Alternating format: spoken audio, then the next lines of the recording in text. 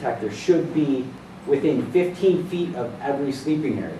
If you have bedrooms on one side of the house, bedrooms on the other side of the house, you should have a carbon monoxide detector within 15 feet of one set of the bedrooms and within 15 feet of the other side of the bedrooms. And that's code. Whether you're in an apartment or whether you're in a home, it's code and it's common sense, and it's going to be the safest because you're also more at risk when you are sleeping. Carbon monoxide is lighter than air.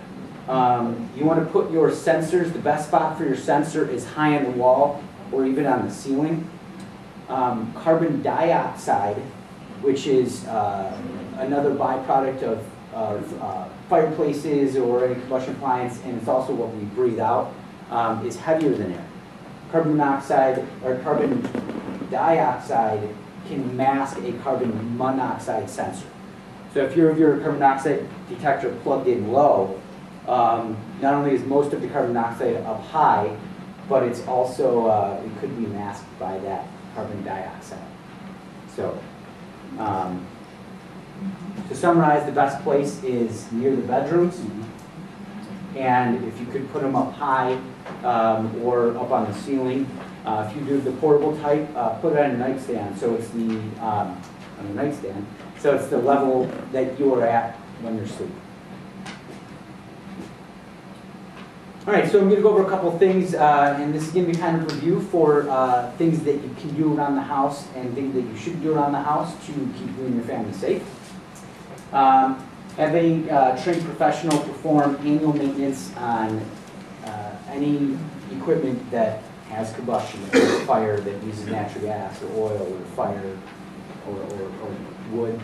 Have somebody come out. They will make sure everything is operating properly, make sure your flue is pitched and installed properly, make sure you have enough combustion air, and make sure your draft is proper. Definitely install new carbon monoxide detectors every 3 years.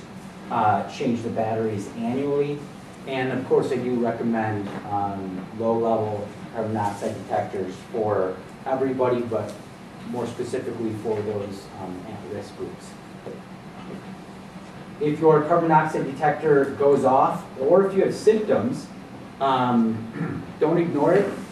The best thing to do is to leave the house, ventilate, call in a professional, somebody who can make sure, even the fire department, somebody who can make sure that the house is safe. And then definitely operate any combustion appliances safely and per manufacturer's instructions. They will often ask for annual maintenance, and they will say operate outdoors.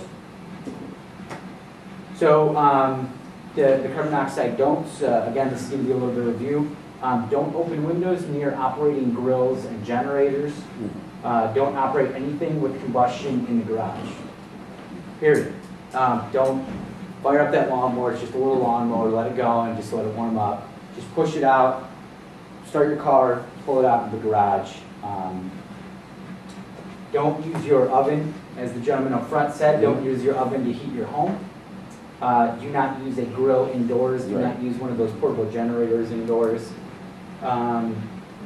This is another one, another unfortunate one that I came across in my studies. Don't let children ride in the back of pickup trucks or enclosed pickup trucks. Even when the truck is driving, I don't know if you've seen like leaves kind of get circulated back while it's moving. Some of that carbon monoxide can recirculate and overcome children riding in the bed of the pickup truck. So, not that any of you would let your kids ride in the pickup truck, down Kennedy, but don't get what about the good old boys, yeah. on the rural areas? Well, I don't recommend using unvented space heaters at all, but if you do need to use it, don't use it for long periods of time or sleeping.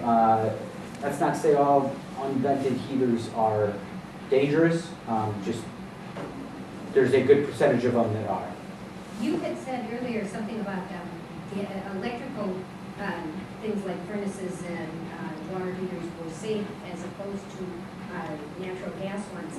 But a lot of, I don't know, are there space heaters that are gas and propane? Is that what you're talking about? There's a lot of space heaters that are also electric. So They produce carbon emissions.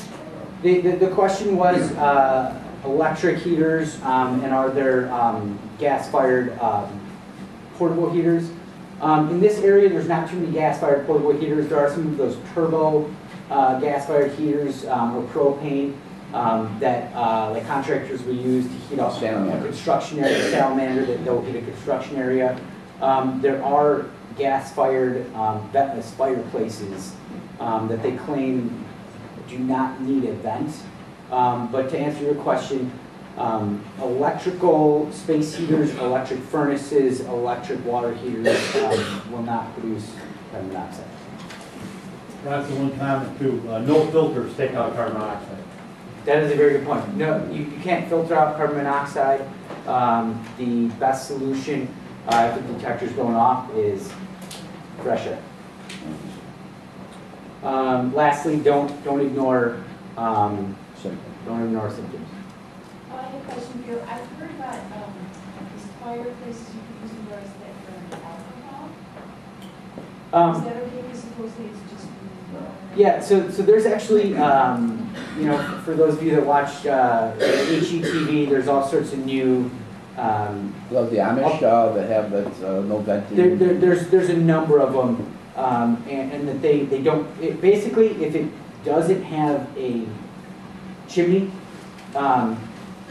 make sure that you have a carbon monoxide detector, and better yet, if you want to have somebody come out and test that appliance, because if it burns, it can produce carbon monoxide. Anything that has a flame, there is the possibility of carbon monoxide production, and so have it tested or just have a carbon monoxide detector, better yet a low level, and then that and every 3 years change it out, but and then that will make sure that you're safe. Some of them, especially like if they're new, they're fine, but if you don't maintain them, or if they get dirty, or if the gas pressure's off, any number of things, now they can start to not burn cleanly, and because they don't vent to the outdoors, if they're not burning 100% properly, alcohol, any of the ones that burn any other substances, if they're not burning 100% clean, they could be producing some carbon monoxide. It's not gas, it's alcohol, so the combustion is water and CO2. All right, so getting chemically into a regular flame should only produce water vapor and carbon dioxide. That's no matter what you burn. Natural gas should only produce water vapor and carbon dioxide. It's when you get incomplete combustion, because the flame produces carbon monoxide, and then it gets burnt the second time to produce carbon dioxide. So if everything is working properly, all that carbon monoxide gets converted to carbon dioxide, which is okay. So anything that claims it only produces water vapor and carbon dioxide will do so when operating properly, but it does have the potential to produce carbon monoxide. I have just one more slide, and then I'll open it up to questions.